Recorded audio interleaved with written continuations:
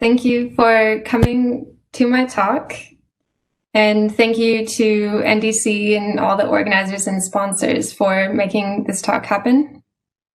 My name is Melissa Houghton, and I am a senior developer from Telstra Purple, based in Melbourne, Australia. My accents might be a little bit weird because I'm originally from California, so it's become a bit of a blend of the two. But I'm a tech consultant who works in web development, mostly with Angular and .NET. I know this conference has a pretty big C++ focus, which I haven't worked with, so I won't really be able to contribute much on that topic, but I would still like to connect virtually with all of you, and I'm going to try and stay up and attend some sessions after this. It is nighttime over where I'm at. My socials are up on the screen, so if you did want to connect in that way or tweet along as I'm going on with this talk, please do that. I am disappointed that we weren't able to meet in person this year because I've never been over to Norway, and it's on my list of places to go. But hopefully in the future, I'll have a chance to go over there, and maybe we can meet in person, and maybe you'll even see me at another NDC Tech Town. So this is my very first full virtual presentation. So do let me know if there's any issues with the sound or hearing me or something with the stream. I have turned on the subtitles within PowerPoint. I don't know how accurate they are, but hopefully it helps if there is any issues with the sound. And my slides are mostly just pretty pictures to distract you from looking at me. So if there's any problems with the video streaming, that shouldn't really be a big problem either. But otherwise, please hold your questions until the end. I'll check the Slack at the end. We should have a bit of time for discussion and questions. Imposter Syndrome. How many of you have heard of Imposter Syndrome? If we were in person, I would ask you to raise your hands, and I would expect to see many hands raised. And if you would not have raised your hand, that's okay too. You're in the right place. This is not a new topic. It's been covered hundreds of times in many different ways. When I was doing research for this talk, I found hundreds of TED Talks and articles, publications and books, blog posts by many different people. There were talks by psychologists, educators, students, and business professionals, and people from all different backgrounds, different genders, different ethnicities, and different professional standing.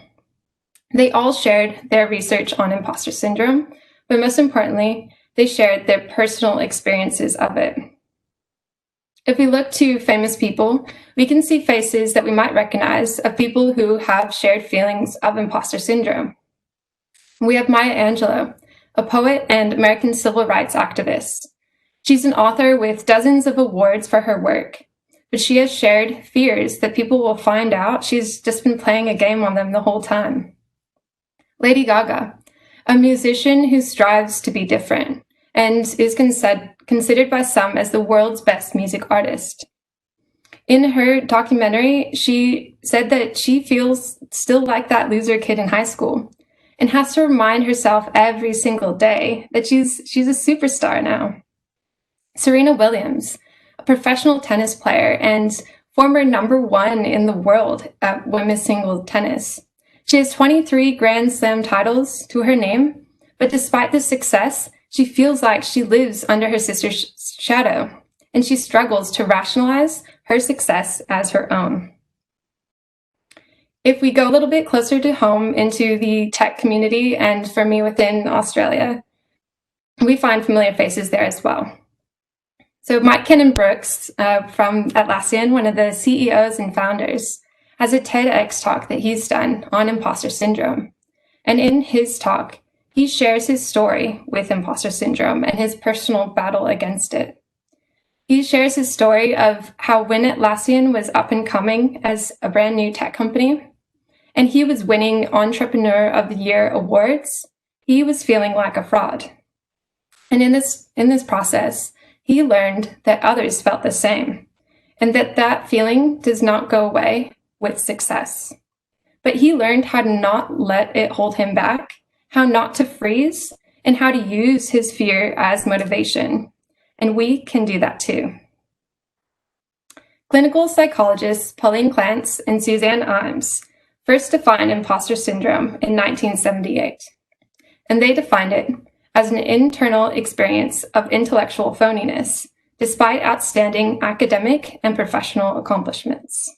So their study focused on high-achieving women specifically, but many studies have been done later that have proven that imposter syndrome is prevalent across all genders.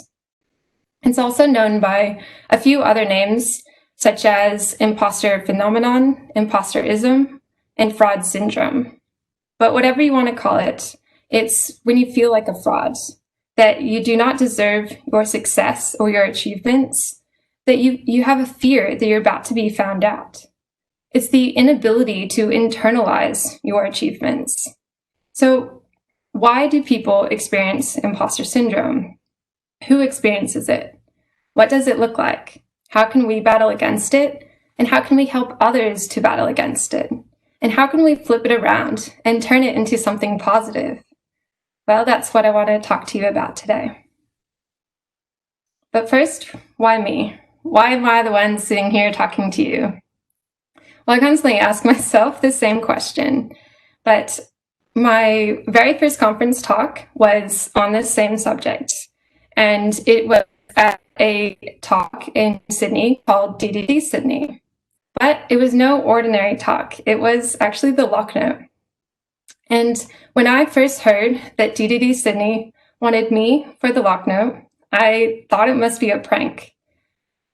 It was my last night in Perth before moving completely across the country over to Melbourne.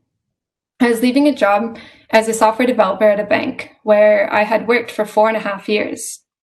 And I was about to start a new role as a senior developer at Telstra Purple, which is a company that I've always looked up to as employing some brilliant and amazing people. The Perth version of the conference had just finished, and I had helped organize it and put a ton of work into it. I was having some final chats to friends and colleagues at the after party with a few drinks in hand. And as it was the last time I was going to see a lot of them, they were sharing words of encouragement and praise from their time working with me. So with all these different things happening and kind words being said, I was having a really intense internal battle with imposter syndrome. And it was at this very moment when the organizers for DDD Sydney came up to ask me if I could do the lock note. And my brain thought that this had to be some sort of conspiracy. There's no way these people that I looked up to and colleagues that I admired thought this highly of me. My subconscious was telling me they must be up to something. But they weren't. I was experiencing imposter syndrome. And this was not the first time I've experienced it, and certainly not the last. I actually had a moment of imposter syndrome yesterday when the head of development in my company asked me to help out with a big internal presentation. I immediately said yes, but after I hung up the phone, I thought, wait a minute, he must have made a mistake. Why would he want me to help out with this? But even if he did ask me as a mistake, I've already said yes, so now I'm doing it. Experienced this throughout my life, and I've continued to battle against it, and I've helped others experience it too.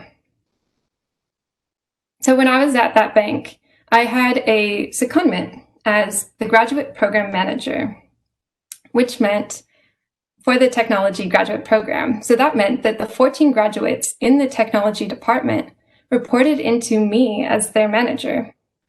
While I ran and developed the program, I had to guide the graduates and help them with any problems they may have faced.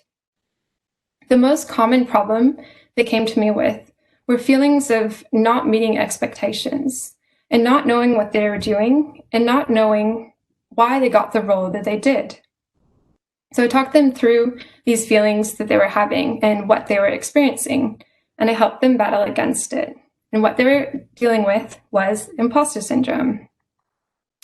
It was a bit ironic because while I was in that role, I felt like an imposter. I had just finished the graduate program before moving into the role. I had no prior management experience, and half of the grads who were reporting into me were actually older than me. And this is a photo of me as the manager with the grads, and I look just like them, and many people often mistook me as one of the grads. Now, looks and age does not matter, and it did not make me any less of a leader, but these were all just factors that fed into my imposter syndrome. So how did I get through this? How did I ensure that these feelings would not hold me back? And how did I help the graduates to do the same? I came up with a 3-step process to win the battle. First, I learned to recognize what I was experiencing was imposter syndrome and recognize when it was happening and what it looked like. Then, I rationalized the situation. I redefined those thoughts and feelings and reframed them. The people around me were not out to get me. There was no big grand scheme to trick me. And really, what benefit would they have in doing so? And finally, I reflected on my accomplishments. You know what? I had worked hard. I had done well. And I used these 3 things to empower myself to fight against imposter syndrome. And I worked to flip those beliefs to prove myself wrong. I turned those negative thoughts into positive ones, and I used them as motivation. And that motivation encouraged me to say yes and accept that Locknote opportunity and many other opportunities along the way. When I first submitted this talk to NDC, I actually submitted it as a lightning talk, mostly because I was afraid for having to speak for a full hour, and yeah, we'll see how long I actually go time-wise. But when the conference organizers asked if I would be willing to do it as a full conference talk, I said yes. I had to convince myself that I could do it, and it was not easy, and it's taken a lot of practice to get over these fears. But I was able to do it. And if you struggle with the same thing, that is okay. We can work through it. So how do you recognize imposter syndrome? Let's first look at who experiences it. Research has found that 70% of people experience imposter syndrome at some point in their life. And this is according to a paper that was published in the International Journal of Behavioral Science. So imposter syndrome can be experienced once in your life or many times. And for most people, it is an ongoing battle. Mike from Atlassian found that imposter syndrome does not go away with success, and it can really happen to anyone. However, there are some people who are more likely to experience it than others. So these are people from underrepresented communities, so like myself as a female in tech, or people who are outsiders or minorities, people who suffer from mental health issues like depression and anxiety, people who have experienced abuse or high levels of criticism, and people who are naturally talented or have always had high expectations on them. Think about Serena Williams, feeling she's in her sister's shadow and constantly outside of her comfort zone. Breaking new ground, people are more likely to feel those insecurities. So graduate level university students were subject to a majority of the studies, and they were found to experience imposter syndrome at a higher rate. And this is because they're in a competitive and stressful environment. They're outside of their comfort zone and outside of their depth of knowledge. They're constantly learning new things, questioning why they're in the program over someone else, comparing to their classmates and friends who they may see as more successful. And in tech, we're continuing to learn new things. And I believe these same theories apply to us. We're constantly having to research and read and publish articles. We're spending our time going to conferences and workshops to learn more. We're continuing to study and earn certifications. And even as a senior, it's really easy to be outshined by that junior who knows more about that piece of tech, the new piece of tech. We have to try to stay up to date and ahead of the curve. We're competing sometimes to keep up. And that is why imposter syndrome is such an essential topic in the tech community. So what does imposter syndrome look like? Well, like in this cartoon, we can have trouble accepting compliments. We can brush it off, make up excuses, say, oh no, I have to say that. Say, we're lucky we're in the right place at the right time. We tend to undermine our own achievements and discount any praise that people give us. And when it comes to work, we tend to over-prepare or completely procrastinate. Or like I did for this talk, some weird, crazy combination of the two. We can be workaholics or perfectionists. We can avoid tasks altogether for fear of failing and not living up to those expectations.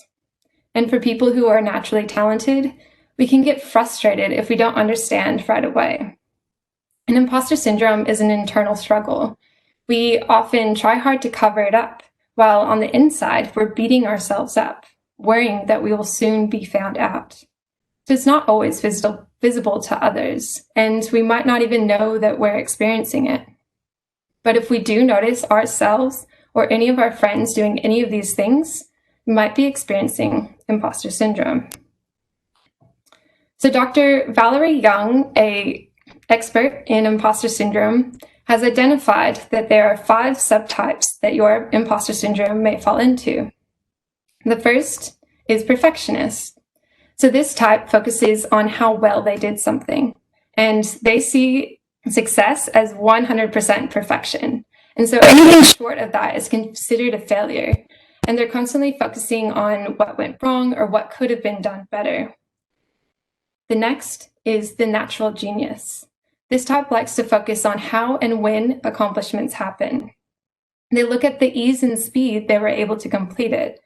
They're the ones that get frustrated when they don't get it the first time, and they feel shame if they don't get it right away, and they feel it should come naturally. The superhero, this type looks at how many roles they can do at once.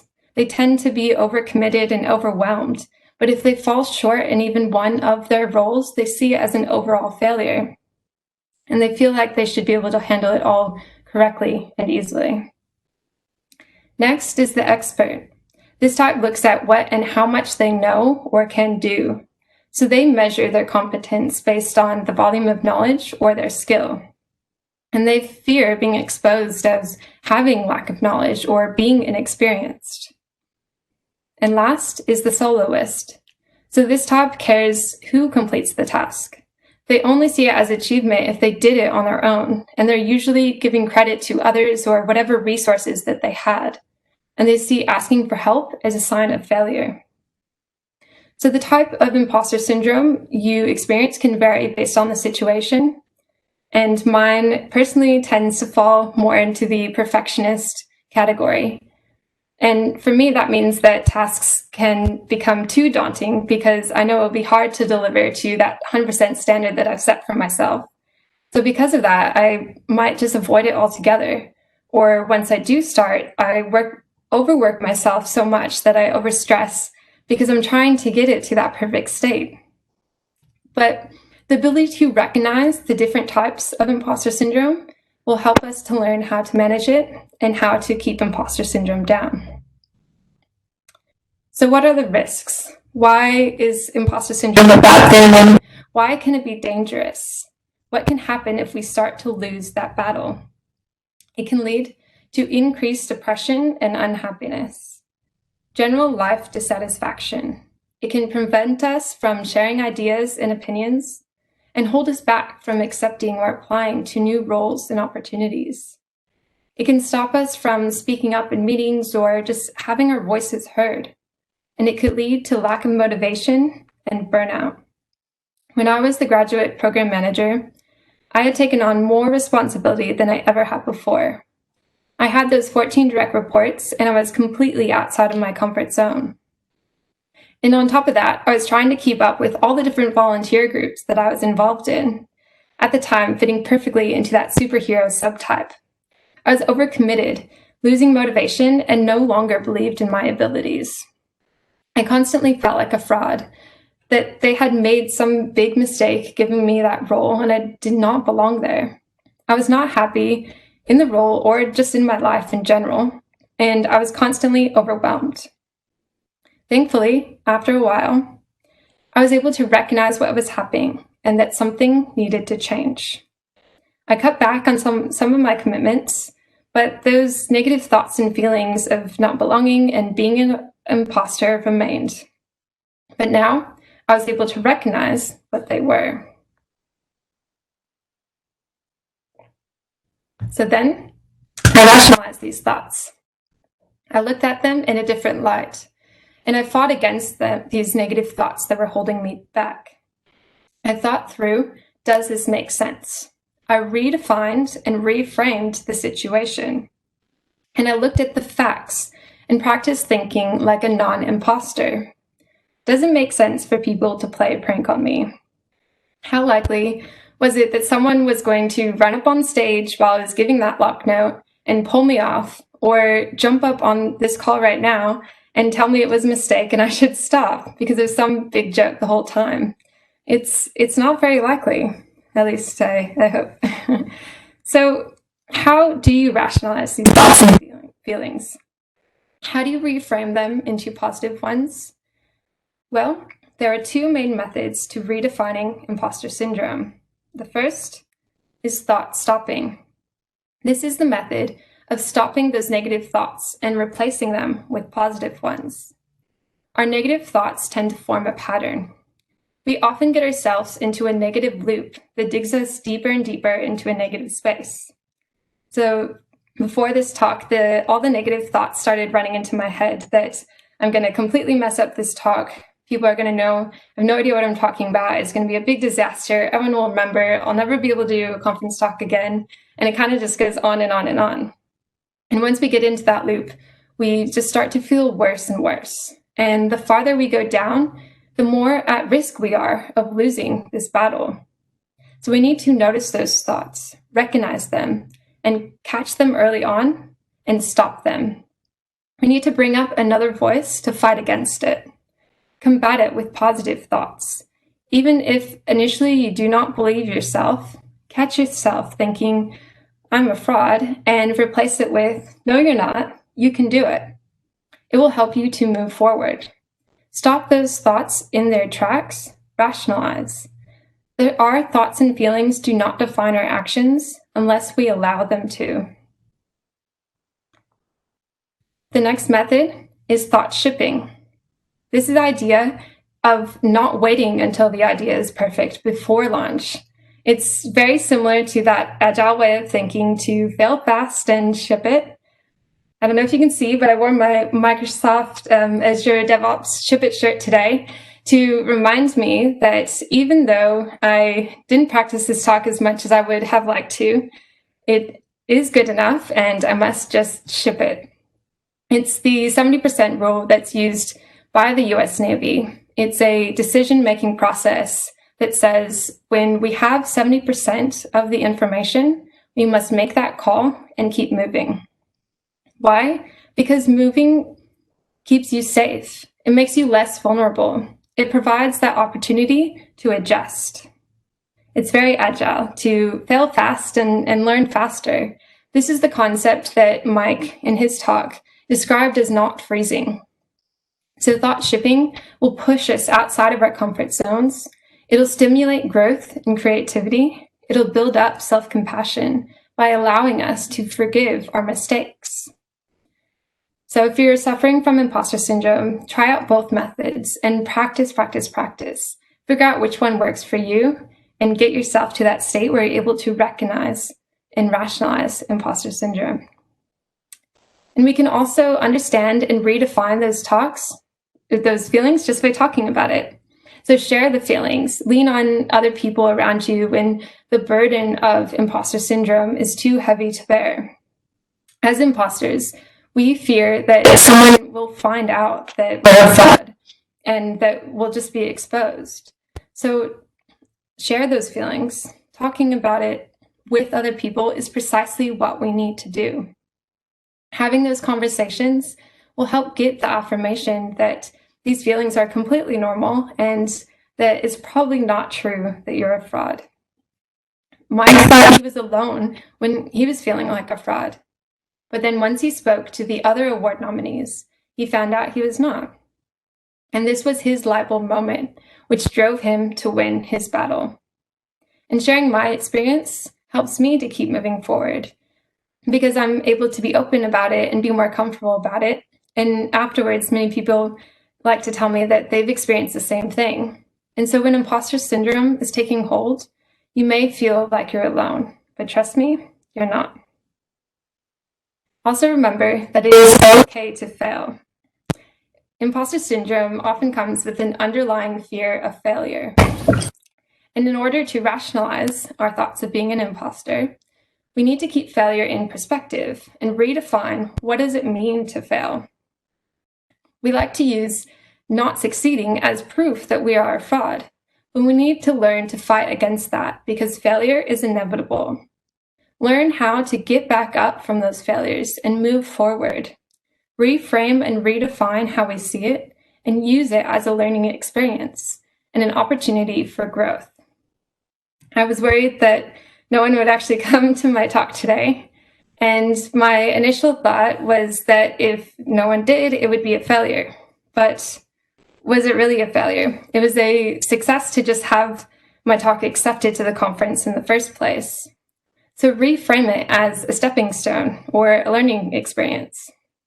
Break into smaller goals. I had a goal to submit talks to conferences, and I achieved that. And the next step was to have a talk accepted, and then after that is get people in attendance. But you want to revisit and update those goals. Use them as motivation to work harder. Continue to learn and move forward. Get more talks accepted next time, or more people in attendance. Failure is a part of success. So after recognizing and rationalizing my imposter syndrome and your imposter syndrome, we then need to keep those feelings away. And we can do that using our reflection. So all three of these steps work together to build up our ability to win the battle. So take a look in the mirror and see what is there. Look at your achievements and your accomplishments. Hold a retrospective for yourself, the same as we would do for a project. Completing an objective evaluation of your skills will allow you to distinguish reality from what your imposter syndrome is telling you. Focus on what you have done well, but also what could be improved, and use that to move forward. And this reflection is critical. And it was how I've been able to continue my fight and not let it hold me back.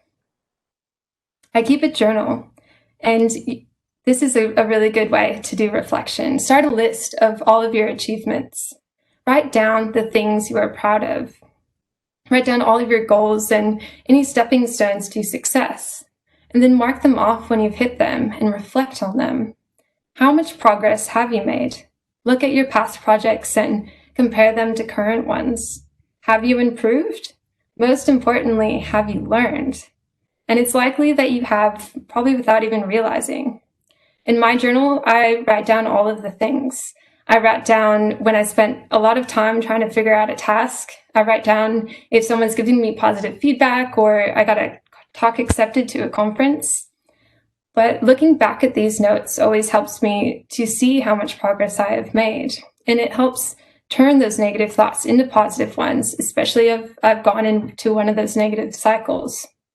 And listing out your success and achievements can help shift your focus from your weaknesses to your strengths. It can create a base of facts to guide your evaluation and your reflection. But we all know that an objective assessment of yourself can be challenging, so we can use the help of others. We can ask for feedback. Go ask your colleagues how they think you have been performing and what you have done well, but also learn to value constructive criticism and use it to get better. Understand that you are actually slowing down your team when you don't ask for help or look to improve, because no one expects you to know everything right away. When the grads would come to me feeling like a fraud, I would always tell them to go out and get feedback from their teammates, and they were often surprised with the results. There was one grad who came to me saying she did not understand why this senior engineer was pairing with her all the time, and she felt bad that she was just wasting his time. When I spoke to the senior, he said that he enjoyed pairing with her, that he was proud of her progress, and she was contributing to the team. It was all a matter of perspective. The expectations that the graduates had put on themselves did not match reality. We are often harder on ourselves than anyone else, and getting that feedback can help us to recognize the imposter syndrome, rationalize it, and then reflect on it. We can shift those thoughts from negative ones to positive ones and be proud of ourselves and what we have done. But we also have to be careful of our current situation that we have now, where we're all virtual and we're all online. Because this means that we're less exposed to the full picture, and it's harder to go out to those colleagues and friends. And our virtual world means that we have a very skewed view of what's happening, and it can be easy to misinterpret. We see the achievements and successes of others while we only see our own failures. We see people posting about their finished projects and all the blogs that they're publishing and the promotion they received.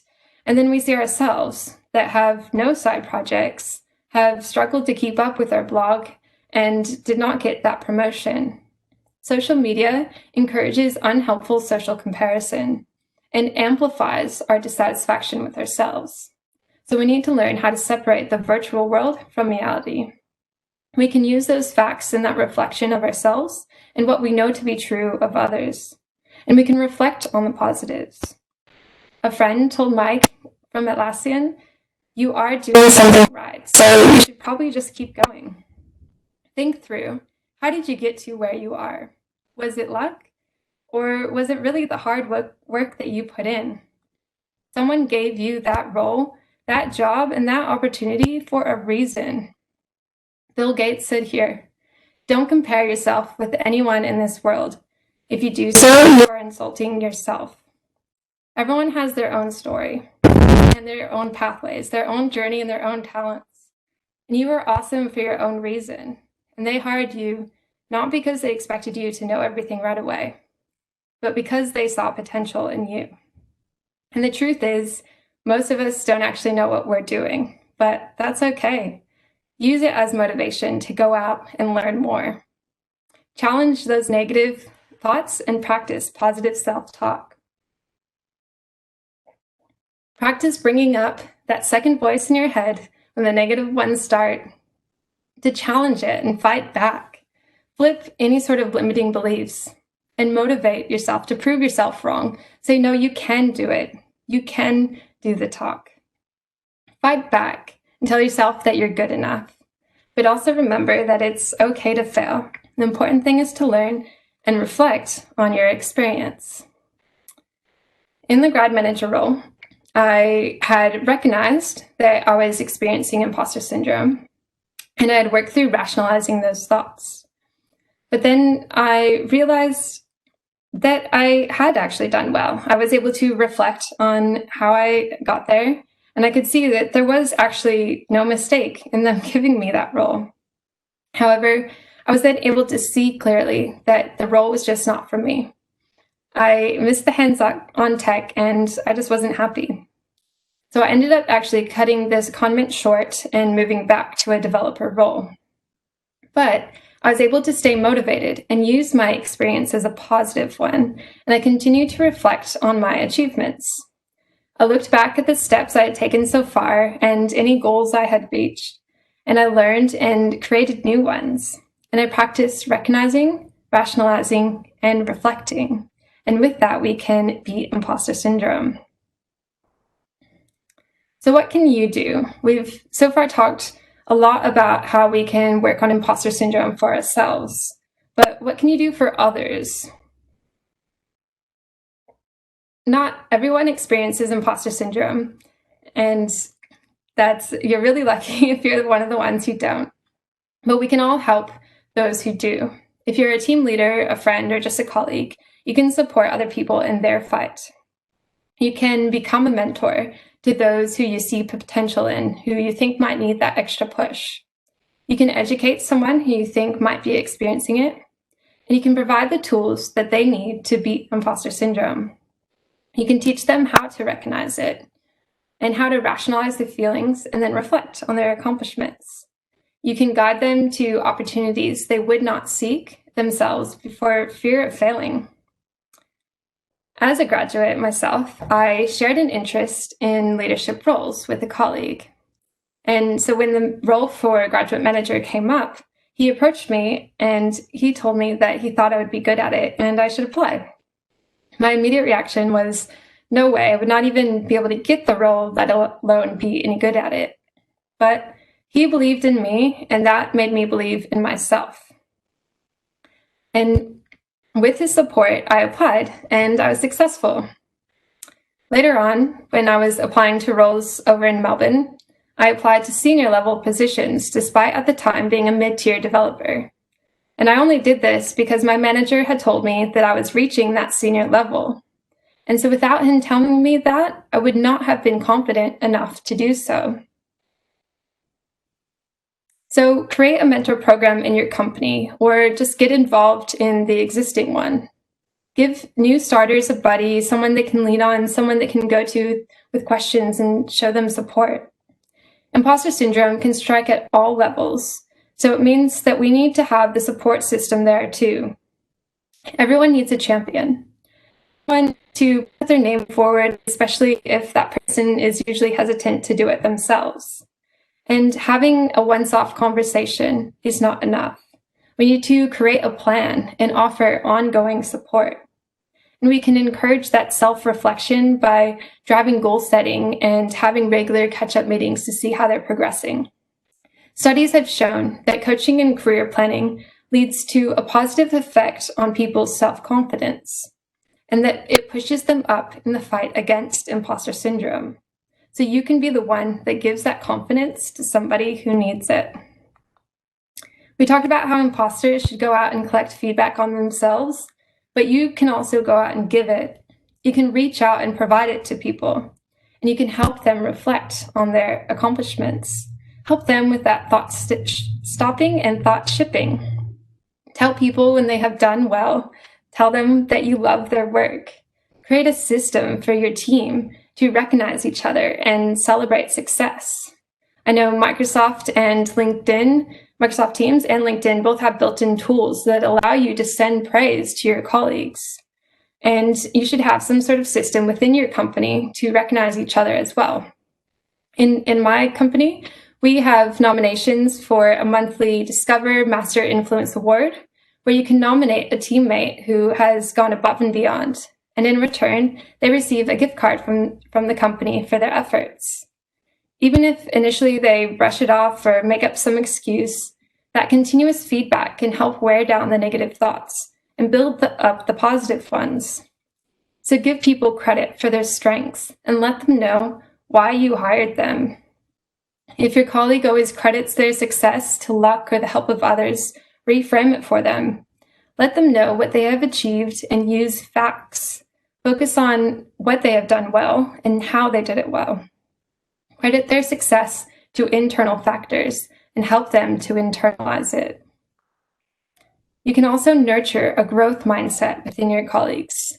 The growth mindset is the idea that you can develop intelligence and skill. And it helps have an open mind for learning, for accepting failure and change. And a growth mindset leads to higher productivity, more achievement, and higher life satisfaction. A fixed mindset, on the other hand, is the belief that intelligence is static and your ability cannot be changed and will hold you back. And unfortunately, a fixed mindset often accompanies imposter syndrome. And it will drive those worries that we'll never be good enough. So develop a growth mindset within your team to challenge this. Help them view a struggle as an opportunity, and make sure not to reprimand mistakes, but use them as a learning experience. Praise someone when they've attempted a new approach and a well-directed effort, instead of just praising their intelligence. Guide them in the self-reflection of their journey. Outside of mentoring and support, we can create a positive culture and working environment. We can foster community and diversity and inclusion.